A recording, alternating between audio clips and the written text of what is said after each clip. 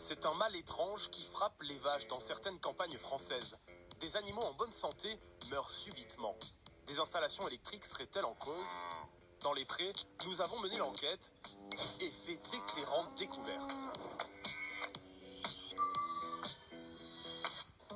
En Loire-Atlantique, à 30 km de Nantes, l'exploitation de Didier Potiron est en danger. Son cheptel décimé.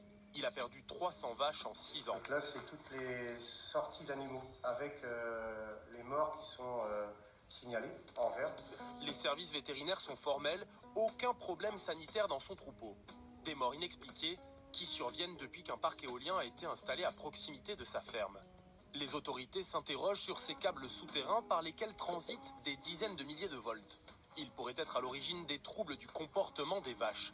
Elles évitent par exemple de s'approcher des structures métalliques dans la salle de traite. Alors là, elle est hésitante, elle fait demi-tour. Donc là, le robot va se retrouver, si je suis pas là à les pousser, il va se retrouver sans vache, donc sans traite. Et c'est des vaches qui n'iront pas. Hein. C'est le syndrome éolien, ça.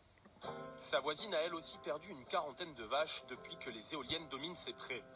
Les deux éleveurs ont saisi le tribunal de grande instance pour obtenir réparation.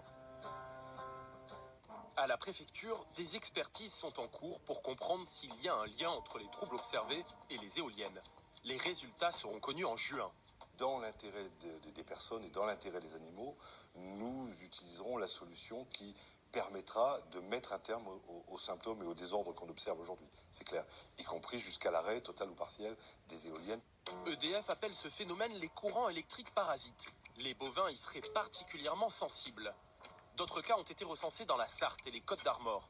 Dans cette ferme, près de Saint-Brieuc, pas d'éolienne à proximité et pourtant le même constat, 140 bêtes sont mortes en 5 ans de manière inexpliquée. Pour tenter de comprendre, l'éleveur a fait appel à ce consultant. Là, on a une perturbation haute fréquence. Dans l'installation ici, il n'y a pas d'électronique particulière. Donc on ne devrait pas retrouver ce signal dans un abreuvoir. À ce jour, impossible de savoir d'où viennent ces courants parasites.